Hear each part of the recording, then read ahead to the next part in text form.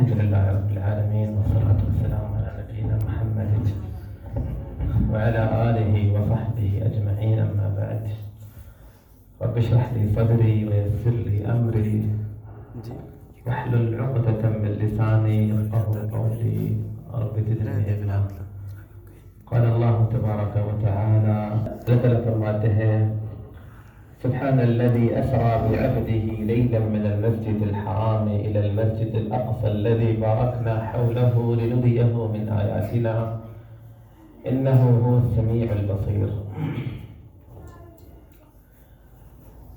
الحمدللہ الحمدللہ، اللہ تعالیٰ نے ہمیں اپنے گھر میں جمع کیا ہے.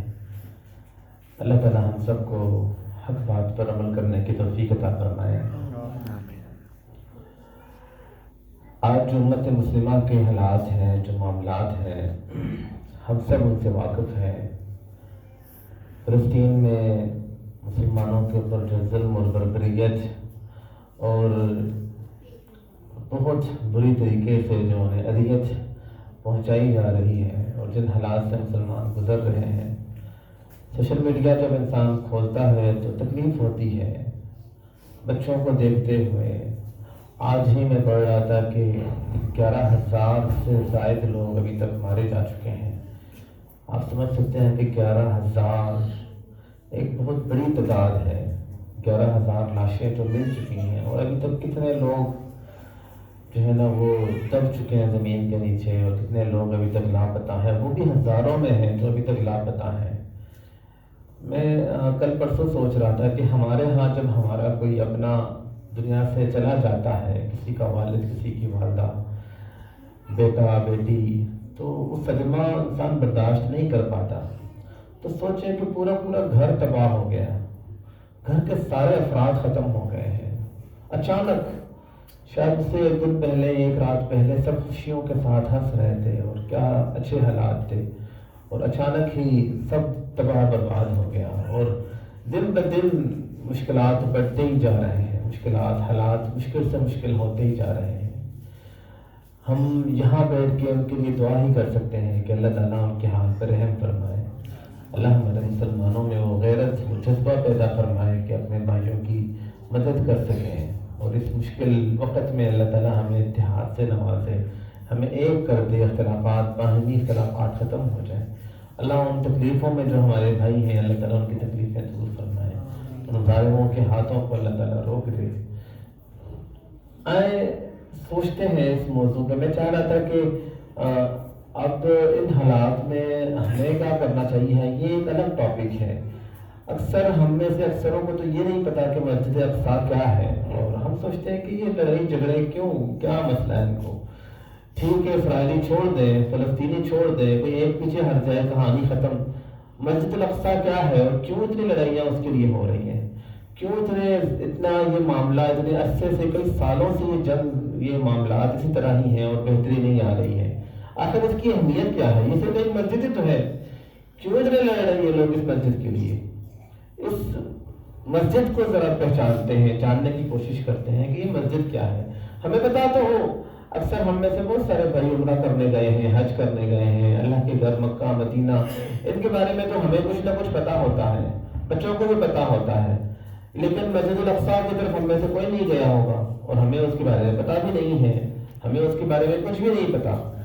آج اس کی تاریخ کے حوالے سے میں چاہ رہا تھا کہ تھوڑی سی بات ہو جائے اور ہمیں پتہ چل جائے کہ وہ مسجد کتنی اہم مسجد ہے اور کیا ہے وہ مسجد، وہ جگہ اتنا کیوں خاص ہے.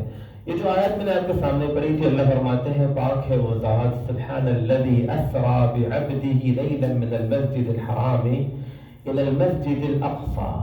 پاک ہے وہ ذات جس اللہ نے اپنے بندے کو مسجد حرام سے مسجد اقصیٰ کی طرف رات کے وقت سفر کروایا، لنریہ من آیاتنا، تاکہ ہم اپنے بندے کو اپنے نشانیاں دکھائیں. اللہ کے رسول مکہ سے نکلے معراج کی رات میں، آپ مکہ سے نکل کے آپ کہاں گئے؟ مسجد اقصیٰ. یہ وہ جگہ ہے سب سے پہلی بات جہاں اللہ کے رسول صلی اللہ علیہ وسلم سفر کر کے گئے ہیں. اب یہ وہ مسجد ہے جہاں صرف اللہ کے رسول ہی نہیں، آپ نے تو وہاں امامت کروائی ہے، لیکن یہ اتنا ایسی جگہ ہے کہ بے شمار نبی اس مقام پہ آئے ہیں. آپ نبیوں کے جب آپ سیرت کو پڑھتے ہیں اور تاریخ کو جب آپ پڑھتے ہیں تو آپ کو پتہ چلتا ہے کہ ابراہیم علیہ السلام بھی اسی علاقے میں رہتے تھے. ابراہیم علیہ السلام مکہ سے انہی علاقوں میں رہتے تھے. یہاں سے نکل کے پھر مکہ شہر آئے, بچے کو ساتھ لے آئے, اپنی بیوی کو ساتھ لے آئے, یہاں چھوڑ کے دوبارہ کہاں گئے؟ دوبارہ اسی علاقے میں گئے. ان کے بعد ان کا بیٹا اسحاق, اس کے بعد یعقوب علیہ السلام, یوسف علیہ السلام. یوسف علیہ السلام وہاں سے نکل آئے تھے, مصر میں آ گئے تھے, لیکن جب اللہ نے انہیں بادشاہی دی اور معاملات سے بہتر ہوئے تو وہ دوبارہ لوٹ کے دوبارہ اسی علاقے میں چلے گئے. آگے بڑھتے گئے. موسیٰ علیہ السلام تھے, موسیٰ علیہ السلام بھی, بلکہ اللہ کے رسول فرماتے ہیں کہ موسیٰ علیہ السلام نے تو اللہ سے دعا مانگی تھی کہ یا اللہ میری قبر وہاں ہو جہاں سے مسجد الاقصیٰ بالکل قریب ہو, اور اتنا فاصلہ ہو کہ پتھر اگر پھینک دیا جائے تو پتھر بھی وہاں تک پہنچ سکے. مجھے مسجد الاقصیٰ کے بالکل پڑوس میں مجھے جگہ دینا. آپ دیکھتے ہیں تو اس کے بعد سلیمان علیہ السلام, داؤد علیہ السلام, انبیاء کا معاملہ, عیسیٰ علیہ السلام, زکریا علیہ السلام, یحییٰ علیہ السلام, تمام انبیاء کرام اس مسجد کے ساتھ جڑے ہوئے تھے. سیدنا عیسیٰ علیہ السلام, ان کی جو والدہ تھی مریم علیہ السلام, مریم کے بارے میں اللہ نے قرآن میں بتایا کہ ان کی والد نے تو نظر مان لی تھی, اللہ تعالیٰ سے یہ نظر مانی تھی کہ اگر اللہ آپ نے مجھے جو اولاد دینا ہے نا تو میں اس اولاد کو اس مسجد کے لیے وقف کر دوں گا. اللہ نے بیٹی دے دی, کہا یا اللہ میں نے تو سوچا تھا کہ مجھے بیٹا دیں گے, آپ نے تو بیٹی دے دی ہے, کوئی بات نہیں, بیٹی کو میں نے وقف کر دیا. اور مریم علیہ السلام وہاں رہتی تھی مسجد میں. یہ اس مسجد کی اہمیت ہے کہ انبیاء کرام اس مسجد میں رہتے تھے. اچھا, یہ مسجد کب سے اہم ہے اور کب یہ مسجد بنی ہے؟ جب تاریخ میں غور کرتے ہیں تو پتہ چلتا ہے کہ اس سرزمین میں سب سے پہلی مسجد عبادت کے لیے جو سب سے پہلی جگہ بنی ہے نا, وہ ہے مسجد حرام, اللہ کا گھر جو مکہ میں ہے. اللہ فرماتے ہیں ان اول بیت وضع للناس الذي ببکۃ مبارکا وہدی للعالمین. اس سرزمین میں سب سے پہلا گھر جو بنا ہے عبادت کے لیے وہ ہے وہ گھر جو کہ مکہ میں ہے, یعنی مسجد الحرام ہے, جو کہ ہدایت ہے اور روشنی ہے تمام جہان والوں کے لیے. اور یہ جو مسجد الحرام ہے یہ سب سے پہلی دفعہ کب بنی ہے؟ کچھ اہل علم کہتے ہیں کہ سب سے پہلی دفعہ آدم علیہ السلام نے اس مسجد کی تعمیر کی ہے. کعبہ کو بنایا ہے سب سے پہلے آدم علیہ السلام نے. اور کچھ مفسرین کہتے ہیں کہ آدم علیہ السلام سے پہلے فرشتوں نے اس گھر کی تعمیر کی ہے. بہرحال دونوں اقوال سے اگر مد نظر رکھتے ہیں تو صحیح مسلم میں اللہ کے رسول فرماتے ہیں کہ اس مسجد کے بعد دوسری مسجد جو بنی ہے نا اس سرزمین میں وہ ہے مسجد اقصیٰ. صحابہ نے پوچھا یا رسول اللہ ان دونوں کے درمیان کتنا فاصلہ تھا؟ آپ نے فرمایا کہ 40 سال کا فاصلہ تھا. مسجد الحرام کے بننے کے 40 سال بعد مسجد الاقصیٰ کی تعمیر ہوئی ہے. یعنی یہ دنیا میں سب سے قدیم ترین مساجد میں سے ایک مسجد ہے. سب سے پہلی مسجد جو بنی ہے مسجد الحرام فرشتوں نے اگر بنائی ہے یا آدم علیہ السلام نے, اس کے بعد 40 سال بعد یعنی اسی عرصے میں ہی ساتھ ہی آدم علیہ السلام کو ہی اللہ نے کہا کہ آپ جا کے دوبارہ مسجد الاقصیٰ کی بھی تعمیر کریں. آدم علیہ السلام سے پہلے اگر فرشتوں نے تعمیر کی ہے تو ان کو اللہ نے کہا کہ تم جا کے اب مسجد الاقصیٰ کی تعمیر کریں. مطلب یہ ہے کہ ازل سے جب سے اللہ تعالیٰ نے انسانیت کو پیدا کیا ہے, جب سے انسانیت زمین پہ موجود ہے, سب سے قدیم مسجدوں میں سے ایک یہ مسجد اقصیٰ ہے. مطلب یہ ہے کہ یہودیوں کے دنیا میں آنے سے پہلے, ابراہیم علیہ السلام کے دنیا میں آنے سے پہلے اللہ تعالیٰ نے اس وقت اس مسجد کی تعمیر کروائی تھی اور تب سے یہ مسجد موجود ہے. اور وقت کے ساتھ ساتھ مسجد گرائی گئی, دوبارہ بنائی گئی, دوبارہ گرائی گئی, حالات آتے گئے, کبھی فیضانات اور طوفانات اور اس طرح کے معاملات کی وجہ سے مسجد کی دیواریں گری ہیں, کبھی جنگی معاملات کی وجہ سے یہ معاملات اس طرح کے ہوئے ہیں. یہ معاملات بڑھتے بڑھتے اب ہم دیکھتے ہیں کہ یہودیوں کا کیا معاملہ تھا اس مسجد کے ساتھ. ابراہیم علیہ السلام نے جب کعبہ کی تعمیر کی ہے تو مفسرین جن میں سے ابن کثیر رحمہ اللہ نے بھی اس بارے میں تفصیلی بات کی ہے کہ اس کے بعد ابراہیم علیہ السلام نے جب مسجد الحرام کی تعمیر کی, اس کے بعد انہوں نے جا کے مسجد اقصیٰ کی بھی تعمیر کی, اور اس کے بعد ان کے بیٹے آئے, ان کے بعد ان کے بیٹے آئے, اور پھر جب موسیٰ علیہ السلام آئے تو موسیٰ علیہ السلام اپنے قوم کو لے کے اس علاقے میں جانا چاہتے تھے, کیونکہ موسیٰ علیہ السلام ہم نے پتہ پڑا ہے کہ وہ مصر میں تھے فرعونیوں کے ساتھ, وہاں سے وہ بنی اسرائیل کو لے کے نکلتے ہیں ان علاقوں کی طرف. بہرحال پھر کچھ معاملات ہوتے ہیں, بنی اسرائیل ڈرپوک قوم, بزدل قوم, یہ ان علاقوں میں داخل نہیں ہو پاتے ہیں. موسیٰ علیہ السلام اسے کہتے ہیں کہ تم لوگ ان علاقوں میں داخل ہو جاؤ, وہ اب اسے کہتے ہیں کہ ہم نہیں داخل ہوں گے جب تک یہ لوگ خود یہاں سے نہ نکل آئیں. اور اگر تمہیں لڑنا ہے اللہ کے نبی تو تم جاؤ اپنے اللہ کو ساتھ لے جاؤ، آپ جا کے لڑ لو، ہم لڑنے والے لوگ نہیں ہیں، ہمارے اندر اتنی طاقت ہے۔ اللہ تعالیٰ ان پہ عذاب نازل کرتے ہیں اور کہتے ہیں فَإِنَّهَا مُحَرَّمَةٌ عَلَيْهِمْ 40 سَنَةً يَتِيهُونَ فِي الْأَرْضِ۔ اب 40 سال تک تمہارے لیے اب یہ علاقہ محرم ہے، حرام ہے، تم اس علاقے میں داخل نہیں ہو سکتے ہو، 40 سال تک تم زمین میں بھٹکتے رہو گے۔ اس کے بعد پھر طالوت اور جالوت کا واقعہ ہم پڑھتے ہیں قرآن پاک میں۔ پھر داؤد علیہ السلام کی بادشاہت میں دوبارہ سے بنی اسرائیل کون ہے؟ بنی اسرائیل یہ یعقوب علیہ السلام کی اولاد ہے۔ یعقوب علیہ السلام کی جو اولاد ہے، شروع میں وہ وہاں آباد تھے، پھر وہ وہاں سے نکالے گئے، مار کے ان کو وہاں سے نکال دیا گیا، ان پہ بہت سارے معاملات آئے۔ اب دوبارہ یہ کب داخل ہوئے ان علاقوں میں؟ یہ داخل ہوئے داؤد علیہ السلام کی سرپرستی میں۔ داؤد علیہ السلام نے ان کو لے کے یہاں لے آئے، ان علاقوں میں یہ آباد ہو گئے۔ داؤد علیہ السلام کے بعد جب سلیمان علیہ السلام آئے تو یہاں پہ دوبارہ سے سلیمان علیہ السلام نے مسجد کی تعمیر کی، جس کو ہم کہتے ہیں ہیکل سلیمانی۔ کیا کہتے ہیں؟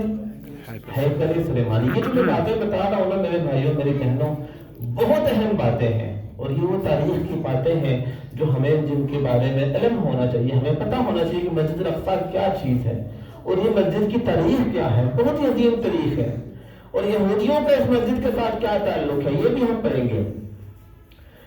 اچھا، اب سلیمان علیہ السلام کو اللہ نے بادشاہت سے نوازا، اور آپ کو پتا ہوگا کہ پہلا بادشاہ بنی اسرائیل میں جو پہلا بادشاہ تھا نا وہ تھے داؤد علیہ السلام۔ داؤد علیہ السلام سے پہلے کوئی بادشاہ نہیں تھا بنی اسرائیل میں، قاضی ہوتے تھے، نبی ہوتے تھے، لیکن بادشاہ کوئی بھی نہیں تھا۔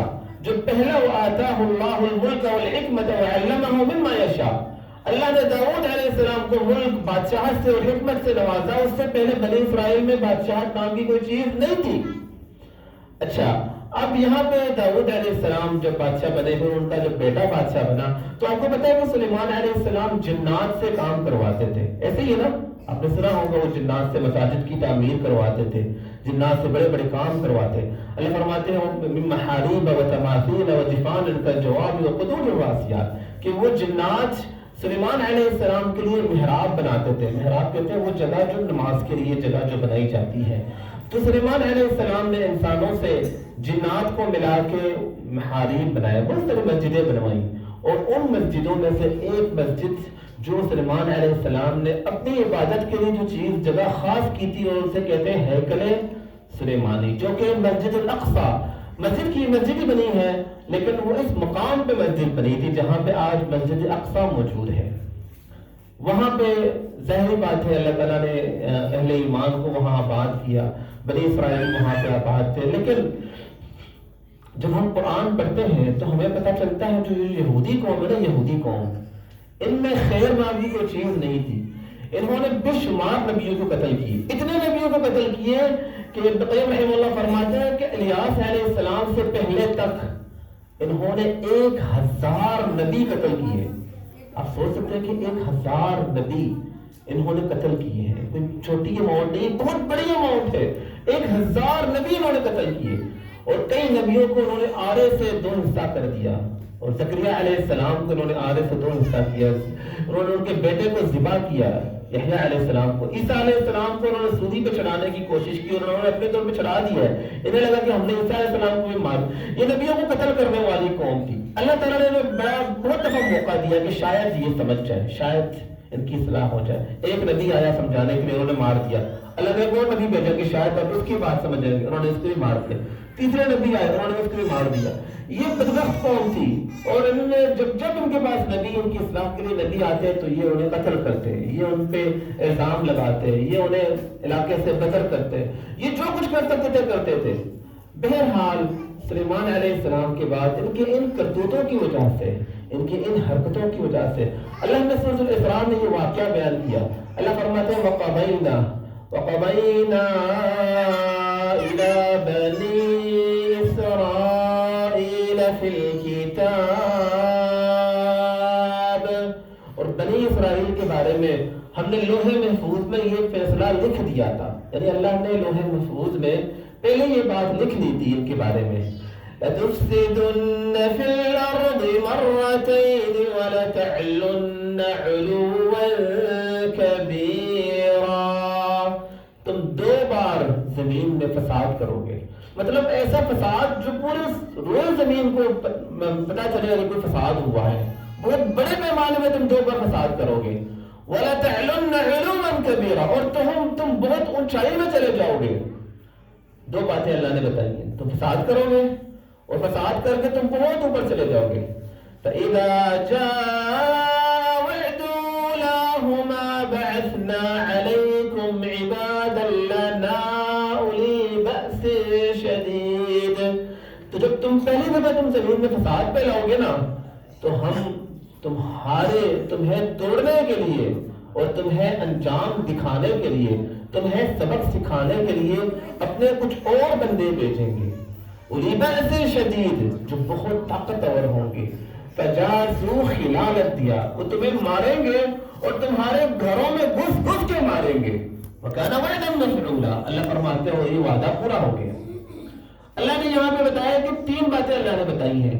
پہلی بات اللہ نے کہا کہ تم فساد پھیلاؤ گے اور بہت بڑے پیمانے میں فساد پھیلاؤ گے، پھر کچھ یوں ہوگا کہ فساد پھیلانے کے بعد تم اوپر چلے جاؤ گے، یعنی تمہیں اگر اوپر جانا ہے نا، گویا اللہ فرما رہا ہے کہ تمہیں اوپر جانے کے لیے تمہیں فساد پھیلانا پڑے گا، تم زمین میں فساد پھیلاؤ گے، خون ریزی کرو گے، لوگوں کو مارو گے، پھر تم اوپر چلے جاؤ گے۔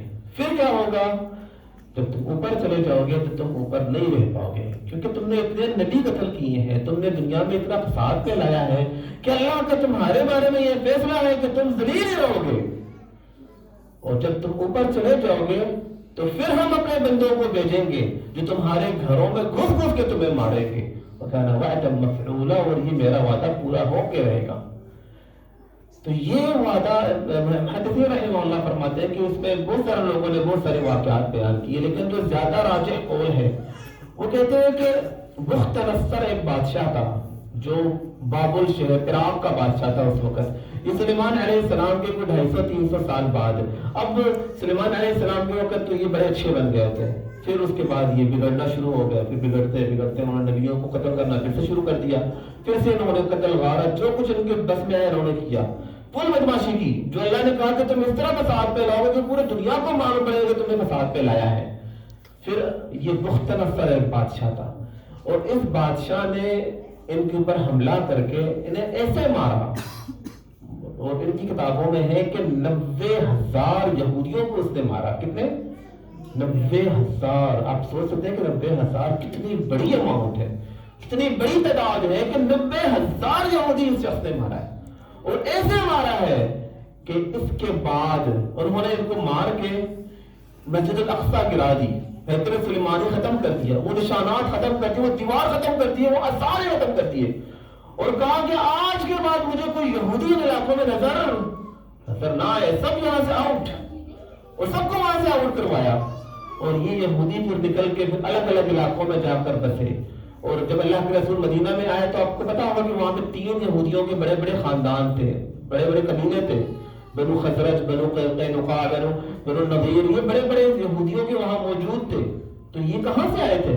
یہ در حقیقت وہیں سے آئے تھے۔ جب انہیں وہاں پہ مار پڑی تو وہاں سے وہ بھاگے، الگ الگ علاقوں میں نکلے، اور کچھ مدینہ میں آئے، کچھ الگ الگ علاقوں میں شفٹ ہو گئے۔ بہرحال بخت نصر نے ان کی دھوم کاٹ دی، مکمل طور پہ ان کو ختم کر دیا وہاں سے، اور جو اللہ نے کہا کہ تمہارے گھروں میں گھس گھس کے مارے گا، وہ اللہ تعالیٰ نے اپنا وعدہ سچ کر دکھایا، اور ایسے ہی ہوا۔ یہاں سے یہودی جو ہے نا وہ بکھر گئے دنیا میں، اور یہودیوں کے لیے مسجد الاقصی اور شام کے علاقے میں انٹری کو منع کر دیا گیا کہ ان علاقوں میں یہودی آج کی بات انٹر نہیں ہوں گے۔ اور یہودی تو یہ وہ قوم ہے کہ اللہ نے قرآن میں بھی کہا کہ ہم بار بار اپنے بندے بھیجیں گے، اور ہم نے یہ فیصلہ کر دیا ہے کہ ہم بار بار اپنے بندے بھیجیں گے جو تمہیں ماریں گے، تمہیں سبق سکھائیں گے۔ یہ اللہ کا وعدہ ہے، قرآن میں اللہ نے بتا دیا ہے کہ ہمارے بندے بار بار ایسے آئیں گے۔ اور آپ اس لیے دیکھیں کہ یہودیوں کے اوپر بار بار اس طرح کے حالات آئے ہیں۔ ہٹلر آیا تو ہٹلر نے بھی ان کی اچھی طرح ان کی کلاس لی ہے۔ یہ ان کے اپنے کرتوت ہی اس طرح کے تھے، ان کے اعمال ہی اس طرح کے تھے، جو اللہ نے قرآن میں سورۃ البقرہ پڑھ دے بے شمار اللہ نے ان کے واقعات بیان کیے ہیں کہ جب انہیں موقع ملا ہے انہوں نے کوئی کسر نہیں چھوڑا ہے۔ اور یہ باقی یہ انسانیت کے اندر سب سے بہترین فطرت رکھنے والے انسان ہیں۔ اللہ قرآن میں فرماتے ہیں لَتَجِدَنَّ أَشَدَّ النَّاسِ عَدَاوَةً لِلَّذِينَ آمَنُوا الْيَهُودَ وَالَّذِينَ أَشْرَكُوا. ہمیشہ ایمان والے چاہے وہ مسلمان ہو چاہے وہ عیسائی تھے یا کوئی بھی ایمان والے فرقے کو جب انہوں نے دیکھا تو ان کی سب سے بڑے دشمن ہی یہودی نکلے. سب سے بڑے اہل ایمان کا دشمن اگر کہیں پہ رہے نا تو یہودی تھے. اس لیے اللہ تعالیٰ کا ان کے بارے میں یہ اصل فیصلہ ہے کہ ہم بار بار اپنے بندے بھیجیں گے جو تمہیں ماریں گے, تمہیں بتائیں گے کہ تم نے اللہ کے نبیوں کے ساتھ جو کچھ کیا ہے اور جو تم کچھ کر رہے ہو دنیا میں تمہیں سکون نہیں ملنے والا. اب ہم اپنے واقعے کی طرف دوبارہ آتے ہیں. بخت نصر نے ان کو مار کے وہاں سے نکال دیا. تو یہ اللہ تعالیٰ کا جو وعدہ تھا, جو اللہ نے فرمایا تھا کہ تمہارے گھروں میں گھس گھس کے ماریں گے, تو یہ پہلا واقعہ. اس کے بعد کچھ اہل علم نے کہا کہ دوبارہ بھی پیش آیا لیکن اس میں اختلافات ہیں. بہرحال اللہ نے پھر آگے جا کے بتایا کہ دوبارہ تمہارے اوپر اس طرح کا معاملہ پیش آئے گا کہ تم زمین میں فساد پھیلاؤ گے, اور اس طرح فساد پھیلاؤ گے کہ تم بہت زیادہ فساد پھیلاؤ گے, اور بہت زیادہ فساد پھیلانے کے بعد تم دوبارہ اوپر چلے جاؤ گے, تمہارا نام بن جائے گا, شہرت, بہت فیمس ہو جاؤ گے. ان احسنتم احسنتم لانفسکم وان اسأتم فلها فاذا جاء وعد الاخرہ. اللہ فرماتے ہیں دوبارہ ہمارا وہ وعدہ جب آئے گا, یعنی جب ہم نے تم سے 2 بار وعدہ کیا ہے نا, جب دوسری دفعہ ہمارے وعدے کا وقت آئے گا لیسوء وجوہکم, وہ تمہارے چہروں کو مٹھا دیں گے یا تمہارے چہرے کو بگاڑ دیں گے. وَلِيَدْخُلُوا الْمَسْجِدَ كَمَا دَخَلُوهُ أَوَّلَ مَرَّةٍ, اور جس طرح پہلی دفعہ یہ مسجد میں داخل ہو کے نا تمہیں مارا تھا نا, تم یہودی ہو, تم مار کھا گئے ہو, دوبارہ تم مار کھاؤ گے. وَلِيُتَبِّرُوا مَا عَلَوْا تَتْبِيرًا, اور بہت بری طریقے سے تمہارے نشانات کو یہ مٹھا دیں گے. اور آگے اللہ نے فرمایا عَسَىٰ رَبُّكُمْ أَن يَرْحَمَكُمْ, اور اگلی آیت اللہ نے بڑی تفصیلاً یہ باتیں کی ہیں. اللہ نے بتایا کہ پہلی دفعہ تو چلو تمہارے گھروں میں گھس کے وہ مارے گا, لیکن دوسری دفعہ تو تمہارے چہرے ہی وہ بگاڑ دیں گے اور بہت بری طریقے سے تمہیں مار پڑے گی. یہودیوں جب تم دوبارہ یہ کرتوت انجام دو گے اور جب دوبارہ تمہارے یہ معاملات ہوں گے. اس پر اہل علم کا اختلاف ہے. کچھ کہتے ہیں کہ یہ قیامت کے قرب جب دجال آئے گا, جب ملحمہ کبریٰ ہوگا پورے دنیا پہ, جب یہودیوں کی حکومت ہونی ہے. کتاب و سنت کو جب ہم پڑھتے ہیں تو یہ سارے آثار بہت اللہ کے رسول نے واضح کر کے بتائے ہیں. جب دجال آئے گا تب اس کی طاقت پوری دنیا پہ ہوگی اور وہ پورے دنیا پہ بادشاہت کرے گا, اور وہ یہودیوں کی بادشاہت ہوگی, مسلمانوں کی نہیں ہوگی پوری. اور اس وقت مسلمان کمزور ترین دور سے گزر رہے ہوں گے اور مسجد الاقصیٰ کو ختم کر چکے ہوں گے اور وہ اپنے عروج پہ چڑھ رہے ہوں گے, لیکن ہمیشہ ان کا جو عروج ہے وہ دیر تک نہیں برقرار رہے گا. 40 دن دجال دنیا میں رہے گا اور 40ویں دن اللہ تعالیٰ عیسیٰ علیہ السلام کو بھیجیں گے اور کہانی ختم. ہمیشہ جو اللہ کا ان سے وعدہ ہے کہ جب تمہیں عروج ملے گا نا تب ہم تمہیں مار دیں گے, اور یہ اللہ تعالیٰ کا وعدہ ہمیشہ حق رہا. تو بخت نصر کے بعد دوبارہ یہودی وہاں آباد نہیں ہو سکے. دوبارہ کیا ہوا, یہی معاملات چلتے رہے. وہاں پہ یہودی تو نہیں, نصارہ عیسائی آ کے آباد ہو گئے ان علاقوں میں. عیسائیوں نے اللہ کے گھر کی جو حرمت ہے وہ پامال کر دی. اس جگہ کو, اس مسجد کو پہلے تو انہوں نے شراب کا اڈا بنا دیا اور جوئے کا اڈا بنا دیا. وہاں آ کے لوگ جوا لیتے دیتے اور سودی کاروبار وہاں شروع کر دیا. وہ ایک بازار بن گیا تھا اور وقت کے ساتھ ساتھ وہ بازار ختم ہو گیا اور وہاں لوگوں نے کچرا پھینکنا شروع کر دیا. وہ اللہ کی گھر, وہ مسجد, وہ جگہ, وہ معظم جگہ جو اللہ تعالیٰ نے آدم علیہ السلام کے ذریعے جو جگہ بنوائی تھی, انبیاء کرام تمام نبی اس کی احترام اور ادب کرتے رہے. لیکن ایک وقت آیا اور خاص طور پر یہ وقت تب شروع ہوا عیسیٰ علیہ السلام کے بعد, کیونکہ عیسیٰ علیہ السلام کو جب یہودیوں نے مارا اپنے طور پہ, حالانکہ اللہ فرماتے ہیں کہ انہیں نہیں مارا بلکہ اللہ نے انہیں آسمانوں میں اٹھا لیا. جب انہوں نے انہیں مارا اور وہ معاملہ ختم ہوا ان کے مطابق, اس کے بعد یہاں پہ مسجد کے آثار مکمل طور پہ ختم ہوئے. اور روایتوں سے جب واضح جب ہم روایتوں پہ غور کرتے ہیں تو پتہ چلتا ہے کہ بخت نصر کے بعد دوبارہ کچھ عرصے بعد یہاں پہ لوگ آباد ہوئے, لیکن وہ زیادہ عرصہ نہیں چل سکا. پھر عیسیٰ علیہ السلام آئے, وہاں مسجد تھی اس وقت, لیکن عیسیٰ علیہ السلام کے بعد دوبارہ سے ان پہ کوئی معاملہ پیش آیا, دوبارہ سے جنگیں ہوئی اور دوبارہ سے مسجد کو ختم کر دیا گیا. اور وہاں پہ کوئی مسجد, نہ مسجد کے آثار, نہ کچھ بھی باقی رہا, اور بلکہ وہاں لوگ کچرے پھینکتے تھے, وہاں لوگ گندگی پھینکتے تھے. یہاں تک کہ اللہ کے رسول صلی اللہ علیہ وسلم کو اللہ نے نبی بنا کر بھیجا. اللہ کے رسول جب دنیا میں آئے, آپ کی پہلی کوشش تھی کہ میں مکہ المکرمہ اللہ کے گھر کو، کعبہ کو، جو پہلا گھر ہے، پہلے میں اس گھر کو پاک کرواؤں، کیونکہ آپ کو پتا ہوگا کہ اس کے ارد گرد کتنے بت پڑے تھے؟ 360 بتیں پڑی تھی وہاں پہ۔ آپ صلی اللہ علیہ وسلم کی پہلی کوشش تھی کہ اس جگہ کو میں نے پاک کرنی ہے، وہ جگہ پاک ہو جائے۔ مکی دور میں بھی آپ کوشش کرتے رہے، پھر مدینہ میں گئے، پھر مکہ فتح ہوا۔ بہرحال وہ ایک دن آیا کہ اللہ نے اس مقصد میں آپ صلی اللہ علیہ وسلم کو کامیابی دی، اور ایمان کے جھنڈے کو آپ نے مکے میں لہرایا، اور مکے میں اسلام کے دین اسلام داخل ہو گیا۔ وَرَأَيْتَ النَّاسَ يَدْخُلُونَ فِي دِينِ اللَّهِ أَفْوَاجًا۔ آپ صلی اللہ علیہ وسلم کی دوسری کوشش تھی، اور یہ صلح حدیبیہ کے بعد، کیونکہ صلح حدیبیہ کے بعد مسلمانوں کو ذرا آسانی ہو گئی تھی، دین پہ لانے میں جو رکاوٹیں تھیں نا وہ دور ہو گئی۔ اللہ نے اس لیے کہا کہ ہم نے آپ کو فتح دے دیا۔ آپ صلی اللہ علیہ وسلم نے سب سے پہلے تمام جو ارد گرد کے جو قبائل تھے نا ان کی طرف خط بھیجنا شروع کر دیا کہ تم ایمان لے آؤ، تم اسلام لے آؤ، اور دین اسلام کا پیغام آپ نے یہاں وہاں بھیجنا شروع کر دیا۔ اور بہت سارے قبیلے ایمان لے آئے، بہت سارے قبیلے ایمان نہیں لائے، لیکن جب ان کے پاس اللہ کے رسول نے ایک صحابی کو بھیجا، حارث نامی ایک صحابی کو بھیجا کہ آپ جائیں انہیں میرا خط دیں۔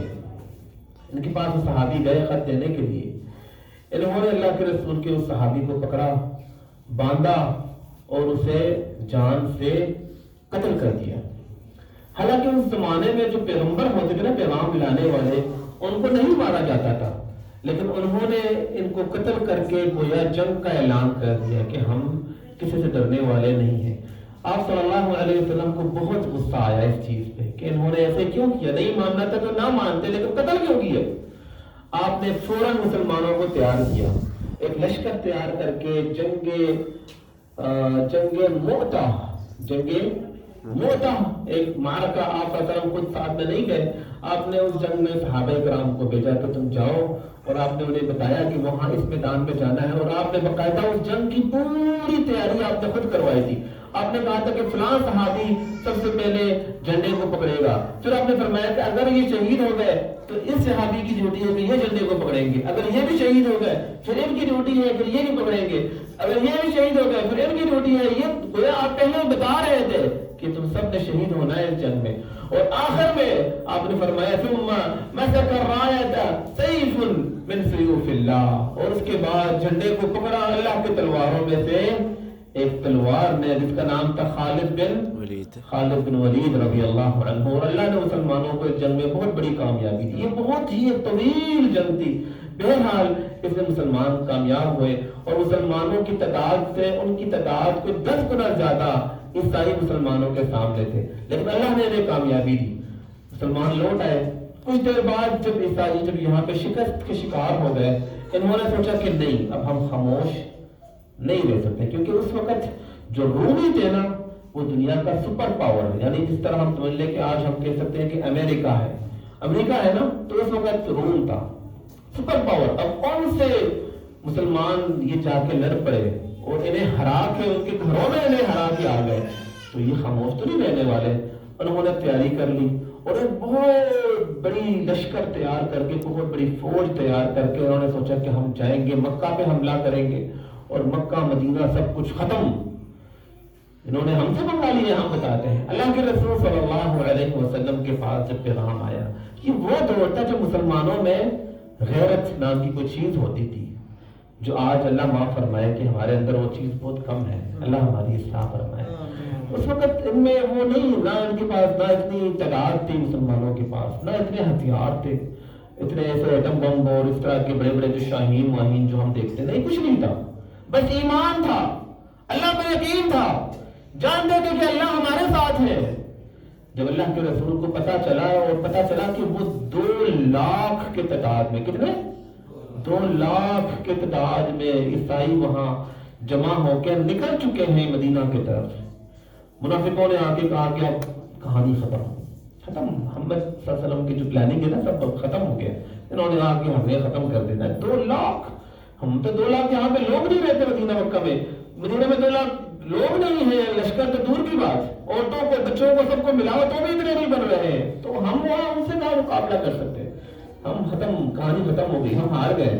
ہم مارے گئے ہیں. اللہ نے سورۃ توبہ پڑھے, اللہ نے تفصیلاً یہ واقعات بیان کیے, منافقوں کا ایک ایک اعتراض اللہ نے بیان کیا, اور کیسے وہ مسلمانوں کے حوصلے توڑنے کی کوشش کرتے تھے, لیکن کیسے انہیں ایمان ڈٹے رہے, اور کیا کیا حالات اور معاملات تفصیلاً کتنے رکوعوں میں رب سے زیادہ آدھے پارے کے قریب اللہ نے صرف اسی موضوع پہ بات کی ہے, اس جنگ کے بارے میں. اور اللہ کے رسول نے جب صحابہ کرام سے مشورہ کیا, صحابہ کرام نے کہا, اللہ کے رسول نہیں, ہم یہاں بیٹھ کے انتظار نہیں کرنے والے, ہم بھی نکلیں گے یہاں سے. ہم کو ڈرنے والے کیا ہیں, ہم کو ڈرتے ہیں ان سے, ہم کو جھوٹے رہے, ہم خاموش رہے اور یہ آگے ہم پہ حملہ کر لیں, ایسے نہیں ہو سکتا. ہم مقابلہ کریں گے, ہم جنگ کریں گے. اللہ اکبر. اور صحابہ کرام پھر تیار ہو گئے, جس کے پاس جو تھا. جنگ تبوک کے نام سے بھی یہ جنگ ہے, اور جنگ عسرہ, اس جنگ کا نام ہے عسرہ, کا مطلب مشکل ترین جنگ, مشکل ترین. اور یہ وہی جنگ تھا کہ آپ نے فرمایا کہ جس کے پاس جو ہے لے آؤ. صحابہ کرام, ابو بکر نے جو ہے اپنے گھر کا سارا مال لے آئے, سیدنا عمر آدھا گھر لے آئے, سیدنا عثمان غنی نے جو ہے کہا کہ میں سارے جنگ کے جتنے یہ سب سارے گھوڑے سارے ہتھیار مہیا کر دوں گا, جس ہاتھی کے پاس جو ہوا سب آئے. اور بڑے مشکل سے کر کرا کے ادھر ادھر صحابہ کرام اکٹھے کیے, دیگر علاقوں سے بھی مسلمان آئے, بڑے مشکل سے جا کے 30,000 مسلمانوں کی ایک بہت بڑی فوج تیار ہو گئی. اللہ اکبر. پھر بھی آپ فرق دیکھیں نا, اتنی محنتوں کے بعد بھی 2 لاکھ اور مقابلے میں 30,000, لیکن ایمان کا جذبہ تھا. آج لوگ کہتے ہیں نا کہ یہ بیوقوف تھے جنہوں نے حملہ کیا اسرائیل پہ, انہیں نہیں پتا تھا کہ ہم نے مرنا ہے. نہیں میرے بھائیوں, مرنا تو سب نے ہے. وَلَن يَنفَعَكُمُ الْفِرَارُ إِنْ فَرَرْتُم مِّنَ الْمَوْتِ وَأَوِ الْقَتْلِ وَإِذًا لَّا تُمَتَّعُونَ إِلَّا قَلِيلًا. کہتے کہ تمہارا موت سے بھاگنا تمہیں کوئی کام نہیں دے گا, مرنا تو ہے ہی ہے, چاہے بستر پہ مرو یا اللہ کے راہ میں شہید ہو جاؤ, مرنا تو سب نے ہے. لیکن وہ موت تو کیا کیسی موت ہے کہ انسان اللہ کے راہ میں جہاد کرتے ہوئے مرے. صحابہ نے کہا کہ ہم یہاں اپنے بستروں پہ انتظار کریں اور وہ مشرکین آ کے ہم پر حملہ کرے, ہم یہاں کیوں انتظار کریں گے, ہم جا کے ان سے لڑیں گے. اور ایسے ہی ہوا کہ 30,000 نکل پڑے. لیکن جب عیسائیوں کو پتا چلا نا کہ مسلمان نکل آئے ہیں ہم سے لڑنے کے لیے, انہوں نے کہا نا جی ٹھیک ہے, ہم واپس مڑتے ہیں, ہم نہیں لڑ سکتے ہیں. اللہ نے ان کے دلوں میں ڈر ڈال دیا, خوف ڈال دیا. اللہ نے قرآن میں تفسیریں ذکر کی کہ کیسے وہ کام اٹھے تھے جب انہیں پتا چلا کہ مسلمان, کیونکہ جب پہلی جنگ میں بھی مسلمان وہ مسلمانوں سے 10 گنا زیادہ تھے, لیکن وہ ہار گئے تھے. جب انہیں یہاں پتا چلا کہ مسلمان اب دوبارہ نکل آئے ہیں, تو انہوں نے فوراً رستہ موڑ لیا اور کہا کہ نہیں, ہم کوئی جنگ نہیں کرتے ہیں, ٹھیک ہے ٹھیک ہے ابھی رہنے دو. اور مسلمان نکل گئے, جا کے تبوک کے موقع پہ وہاں پہنچے. وہاں جب پیغام ملا کہ وہ واپس لوٹ گئے ہیں, تب اللہ کے رسول صلی اللہ علیہ وسلم صحابہ کرام کو لے کے دوبارہ مدینہ تشریف لے آتے ہیں. یہ 2 بڑی جنگیں یا بڑے معاملات پیش آئے ان کے خلاف. آپ صلی اللہ علیہ وسلم کیوں چاہتے تھے اور آپ نے کیوں وہاں, کیونکہ آپ کی کوشش تھی کہ اس جگہ کو, جس جگہ کو ان یہودیوں نے عیسائیوں نے ناپاک کر دیا ہے, جس پاک سرزمین کو انہوں نے غلاظت سے بھر دیا ہے, آپ چاہتے تھے کہ وہاں پر بھی ایمان کا جھنڈا لہرایا جائے, وہاں پر بھی توحید کا جھنڈا لہرایا جائے, وہاں پر بھی اس گندگی کو ہٹا دیا جائے. اور آپ صلی اللہ علیہ وسلم اپنے وفات سے قبل آپ صلی اللہ علیہ وسلم نے پھر اپنے غلام کے بیٹے اسامہ بن زید رضی اللہ عنہ کو آپ نے ان کی ڈیوٹی لگائی تھی کہ آپ لشکر لے کے آپ نکلو گے یہاں سے, اور باقاعدہ آپ نے ان سے کہا کہ آپ شام کی طرف جا رہے ہو اور آپ نے نہیں رکنا, یو ول نیور اسٹاپ, جب تک کہ آپ فلسطین نہ پہنچ جائیں, جب تک فلسطین فتح نہ ہو جائے نا, آپ نے نہیں رکنا, کیونکہ وہاں پہ جو اللہ کا جو گھر ہے نا, اس جگہ کو ہم نے پاک کرنا ہے. اللہ آپ صلی اللہ علیہ وسلم بیمار ہو گئے, پھر آپ دنیا سے رحلت کر گئے. پھر جب سیدنا ابوبکر رضی اللہ عنہ نے خلافت سنبھالتے ہی, اور آپ رضی اللہ عنہ نے پھر اسامہ بن زید رضی اللہ عنہ کو وہاں سے روانہ کروایا کہ آپ جائیں اور اس مشن کو کمپلیٹ کریں, اس مشن کو ہم نہیں چھوڑ سکتے ہیں. اور سیدنا اسامہ بن زید رضی اللہ عنہ وہاں سے نکل پڑے اور فلسطین کے بڑے بڑے علاقے فتح ہو گئے, جن میں سے وہ غزہ علاقہ بھی ہے جس میں آج مسلمانوں کو بے دردی سے مارا جا رہا ہے. غزہ ہے, یافا ہے, اور الگ الگ علاقے ہیں جو جتنے بھی بارڈر کے علاقے تھے تقریباً سارے فتح ہو گئے تھے. لیکن ابھی تک القدس اور وہ بڑے بڑے شہر فتح نہیں ہوئے تھے کہ سیدنا ابوبکر رضی اللہ عنہ بھی اس دنیا سے رحلت کر جاتے ہیں. پھر سیدنا عمر رضی اللہ عنہ خلیفہ بنتے ہیں, امیر المومنین بنتے ہیں. سیدنا عمر رضی اللہ عنہ امارت سنبھالنے کے فوراً بعد وہ ابو عبیدہ بن جراح رضی اللہ عنہ کو فوراً شام کی طرف ایک لشکر دے کے روانہ کرتے ہیں کہ آپ جائیں اور اس سفر کو جاری رکھیں. جو مشن اللہ کے رسول نے اسٹارٹ کیا ہے نا اسے ہم ادھورا نہیں چھوڑ سکتے ہیں. جائیں وہاں پہنچ جائیں. اور خالد بن ولید رضی اللہ عنہ کو کہاں بھیجتے ہیں؟ عراق کی طرف. یہ تاریخ کی بات ہے, ان کو اپنے ذہن میں رکھیں اور ہمارے بچوں کو ان کا علم ہونا چاہیے. ابو عبیدہ بن جراح کو بھیجتے ہیں شام کی طرف, خالد بن ولید کو کہاں بھیجتے ہیں؟ عراق کی طرف. یہ چلے جاتے ہیں اور جنگی معاملہ جاری رہتا ہے. اللہ تعالیٰ مسلمانوں کو کامیابی پہ کامیابی دیتے جاتے ہیں, ایک ایک علاقہ فتح کرتے یہاں تک کہ ابو عبیدہ بن جراح رضی اللہ عنہ اپنے لشکر کے ساتھ پہنچ جاتے ہیں القدس کے شہر میں, کیونکہ اس وقت ان کا کیپٹل سٹی جو مین شہر ہوتا تھا وہ تھا القدس, جہاں پہ مسجد الاقصی موجود ہے. یہاں تک کہ وہاں تک پہنچ جاتے ہیں. اب کافی زیادہ یہ عیسائی کمزور ہو چکے ہوتے ہیں, حالانکہ ان کے گھروں میں گھس کے مسلمان ان سے لڑ رہے ہیں. اور آپ سوچیں کہ یہ کن سے لڑ رہے ہیں؟ یہ کوئی عام فوجیوں سے لڑ رہا ہے, کوئی عام لوگوں سے لڑ رہا ہے. یہ سپر پاور سے لڑائی لے رہے ہیں, پنگا لے رہے ہیں. کن سے لے رہے ہیں؟ جو دنیا اس وقت دنیا کی سب سے بڑی طاقت تھی ان سے مسلمان لڑنے گئے ہوئے ہیں. تب بھی تعداد کے لحاظ سے یہ بہت کم ہے اس سے, لیکن ایمان کے لحاظ سے کیا بات ہے. اللہ اکبر. مسلمان مسلسل آگے بڑھتے جا رہے ہیں اور انہیں اندازہ ہو جاتا ہے رومیوں کو کہ اب ہم جیت نہیں سکتے ہیں. ان کے جو پادری ہوتے ہیں وہ نکلتے ہیں اور کہتے ہیں کہ بھئی بتا کرو یہ کون ہے جو ہم پہ اتنا حاوی ہو چکے ہیں کہ ہم ان سے مقابلہ نہیں کر پا رہے. کیونکہ ہماری کتابوں میں ایک شخصیت کا ذکر ہے, اگر یہ وہی شخصیت ہے نا تو پھر تم لوگ سرنڈر کر لو, بہتر ہے, ہم ان سے نہیں لڑ سکتے. لیکن ان کا مکمل ان کے بارے میں ہماری کتابوں میں ساری باتیں ہیں. ان کے لباس کس طرح کے ہوں گے, ان کا حلیہ کس طرح کا ہوگا, ان کا قد اور قامت اور کس طرح کے انداز میں وہ آئے گا. ذرا دیکھو کہ یہ جو ان کا سپاہ سالار ہے وہ کون ہے, جو ان کا بڑا ہے. لوگوں نے جا کے دیکھ کے بتایا کہ وہ ایسے ہے. کہا کوئی بات نہیں, لڑتے رہو, یہ وہ نہیں ہے, ہم لوگ نہیں ہاریں گے, ہم لوگ جیت جائیں گے. لیکن مسلسل وہ کمزور ہوتے جا رہے تھے. کچھ دیر میں ابو عبیدہ بن جراح رضی اللہ عنہ سیدنا عمر کو پیغام بھیجتے ہیں اور کہتے ہیں کہ اے امیر المومنین, تعداد میں ہم بہت کم ہو چکے ہیں اور اب ہم قریب تو آ چکے ہیں, لیکن ہمیں مزید کچھ سپاہیوں کی ضرورت ہے. آپ کچھ لوگوں کو بھیج دیں ہمارے پاس. امیر المومنین سیدنا خالد کو پیغام بھیجتے ہیں. خالد بن ولید جو عراق میں تھے کہتے ہیں کہ آپ فٹافٹ اپنے لشکر کو لے کے آپ کو وہاں پہنچ جائیں.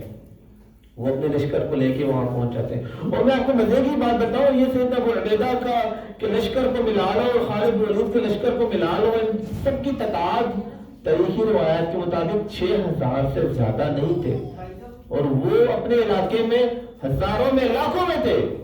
لیکن مسلمان ایمان کے ساتھ جب چل پڑے تھے نا تو وہ کمزور پڑ گئے تھے آگے سے.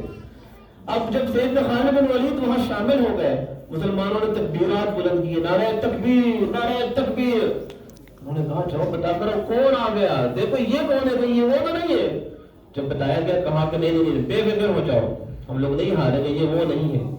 لیکن جب مسلسل مسلمانوں کی پریشر طاقت ان پہ مسلمان انہیں مارتے گئے, انہوں نے آخر میں آ کے کہا کہ بھئی ہم صلح کر لیتے ہیں. ان کے بندے آئے, انہوں نے کہا کہ جی ہم صلح کر لیتے ہیں, لیکن شرط یہ مومنین جو تمہارا ہے سیدنا عمر جو مدینہ میں بیٹھا ہوا ہے نا وہ آئے, ہم ان کے ہاتھ میں چابیاں دیں گے, ہم آپ کو چابیاں نہیں دینے والے. اللہ اکبر.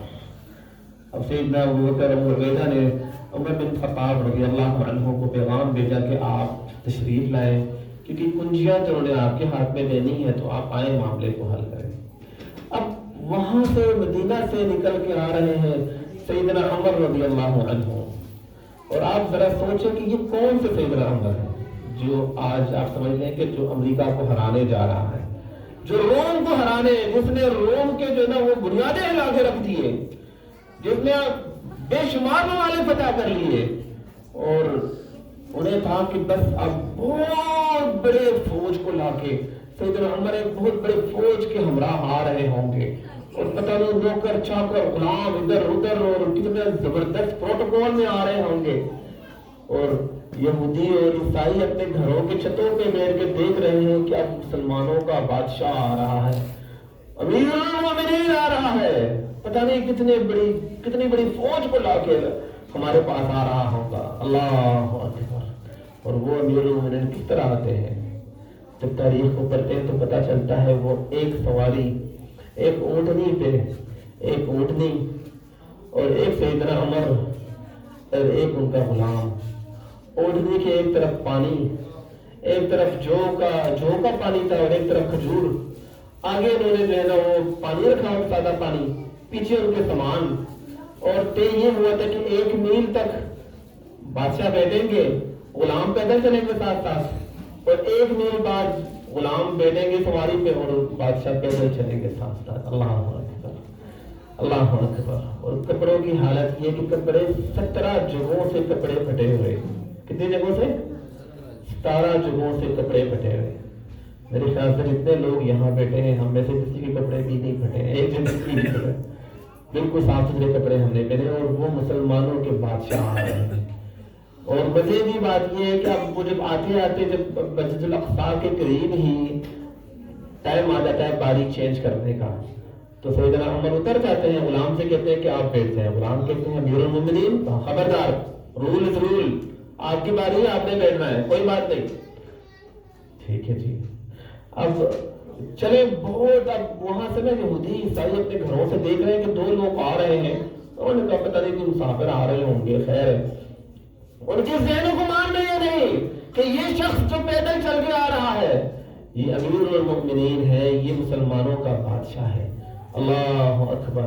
جب قریب پہنچتے ہیں تو سیدنا عمر غلام کو بٹھا دیتے ہیں، خود پیدل چل رہے ہیں، اگر چلے مان بھی لے تو پھر یہی تھا کہ چلے جو سواری پہ بیٹھا ہے وہ امیر المؤمنین ہوگا، لیکن امیر المؤمنین پیدل چل رہے ہیں اس سواری کی رسی کو پکڑ کے، اور غلام سواری پہ بیٹھا ہوا۔ آ جاتے ہیں، اب جب قریب آتے ہیں صحابہ کرام دیکھتے ہیں سیدنا عمر کو آتے ہوئے، تو خالد بن ولید رضی اللہ عنہ نا وہ دیکھ کے ذرا حیران ہو جاتے ہیں کہ وہ یہ کیا ہو رہا ہے۔ وہ فوراً اپنے دستے کو لے کے نا دوڑتے ہیں ان کے پاس جا کے کہتے ہیں امیر المومنین آج تو آپ اس طرح نہ آتے۔ ان کے ذہنوں میں تو پتہ نہیں کیا کیا تھا کہ پتہ نہیں کیا ہونے والا ہے، پتہ نہیں کتنی بڑی لشکر کے ساتھ آ رہے ہیں، پتہ نہیں کیا ہوگا، تو آج تو کم سے کم آپ اس طرح نہ آتے۔ اور کپڑے، یہ کس طرح کے کپڑے آپ نے پہنے ہیں؟ ایک جوڑا پکڑاتے ہیں کہ امیر المومنین آپ یہ جوڑا پکڑ لیں، کپڑے چینج کر لیں۔ اللہ اکبر۔ تو سیدنا عمر رضی اللہ عنہ فوراً کہتے ہیں کہ اے خالد، مجھے تجھ سے یہ امید نہیں تھی، میں نے تو یہ سوچا نہیں تھا کہ آپ مجھ سے یہ کہیں گے۔ نحن قوم اعزنا اللہ بالاسلام، ہم وہ قوم ہیں جنہیں اللہ نے عزت دی ہے اسلام کے ذریعے۔ وَلَوْ ابْتَغَيْنَا الْعِزَّةَ مِنْ غَيْرِهِ أَذَلَّنَا اللَّهُ، اگر ہم اسلام کو چھوڑ کے، ان کپڑوں کو لے کے، ان دوسرے معاملات کو لے کے اگر ہم عزت تلاش کرنے نکلے، اللہ ہمیں ذلیل کر دے گا۔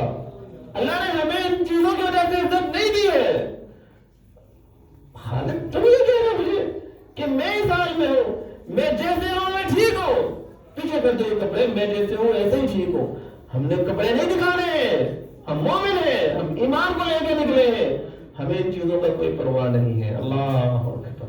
وہ آتے ہیں، پھر یہودی وہ عیسائی آتے ہیں، کپڑے دیکھتے ہیں، گنتے ہیں، اور 17 جگہوں سے کپڑے پھٹے ہوئے، پھر کہتے ہیں کہ ہاں یہی ہے، ہماری کتابوں میں بھی یہی لکھا ہوا تھا کہ جو آ کے اس مسجد کو فتح کرے گا، القدس کو فتح کرے گا، اس کے کپڑے 17 جگہوں سے پھٹے ہوں گے۔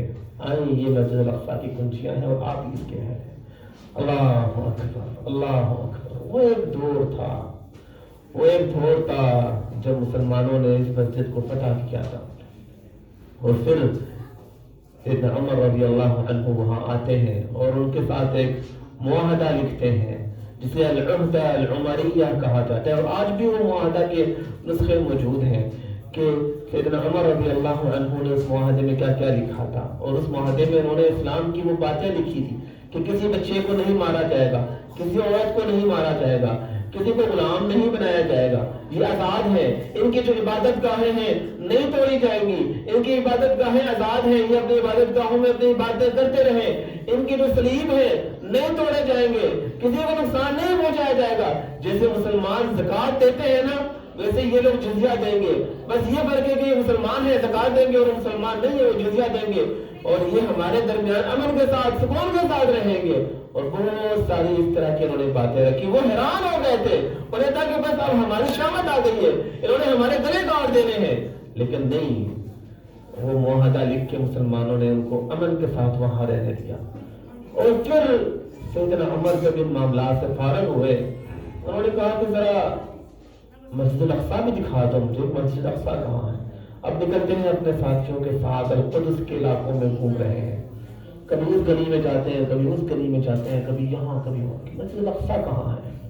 وہ مسجد کہاں ہے جہاں اللہ کے رسول صلی اللہ علیہ وسلم آئے تھے, آپ نے معراج کی رات میں جہاں آپ آئے تھے؟ وہ مسجد کہاں ہے جس کے بارے میں اللہ کے رسول صلی اللہ علیہ وسلم نے فرمایا کہ اس میں نماز پڑھنا باقی مسجدوں سے 250 گنا بہتر ہے؟